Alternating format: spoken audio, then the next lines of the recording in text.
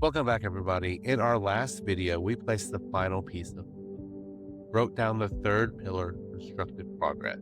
We talked about how to measure your momentum without driving yourself crazy, how to look at your daily actions as data rather than drama, and how to finally stop grading your life on a pass or fail. If you've been following along, you now have the complete blueprint. You have the grounded mindset, the daily discipline, you have the constructive progress. The foundation is poured. But today, let's talk about what happens when that shiny new blueprint collides the messy, unpredictable reality.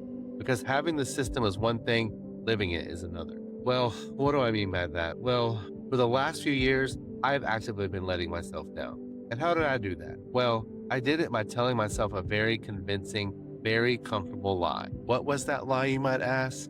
Well, I told myself I was just waiting for the perfect condition. I'd look in the mirror and think, I'll start when I finally lose the weight. Or I'd look at my desk and think, I'll start when I can afford better equipment.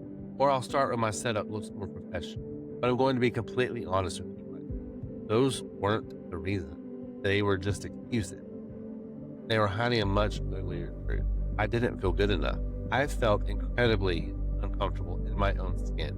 And I was terrified to put myself on camera and be seen.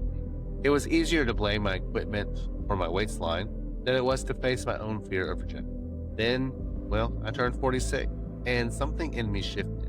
It lit a fire under me that forced me to look at my life through a deeply uncomfortable lens. I had to make conscious choice. I could either keep hiding behind my excuses, waiting for the perfect day that was never going to come, or I could put the actual time and effort into it.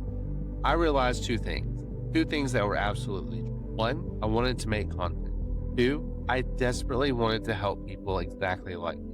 People who were down on themselves, who felt stuck, who were quietly terrified that it was just too late for them to change anything. That is how Built From Here was born, not from perfection, but from finally refusing to wait for it. So why exactly am I telling you? Well, I'm telling you all this because we made a deal on this channel. There is no toxic positivity here. We embrace the messy, uncomfortable part because you cannot build a real life on a fictional foundation. When you first decide to make a change, when you first write out those 3 pillars, you get a massive hit of dopamine. You feel motivated. You feel unstoppable. But remember, motivation is a liar. It's a fair weather friend. It's there when the sun is shining and you've had 8 hours of sleep. But the second you get a stressful email from work, or the kids are chaotic, or you wake up with a headache, motivation packs its bag and leaves. I call this the hangover of starting. Day 4 or day 14. It's that morning where the initial excitement has completely faded. You are staring down the barrel of daily discipline you promised yourself you'd meet. And inevitably, you're going to drop the hammer. You're going to have a day where you hit snooze 3 times, you skip your routine, eat garbage, you end the day feeling like a massive hit. So, what do you do in the morning after you let yourself down? What I decided to do was implement the golden rule of this entire move. Never miss twice. Missing 1 day is an event, missing 2 days is the start of a new habit.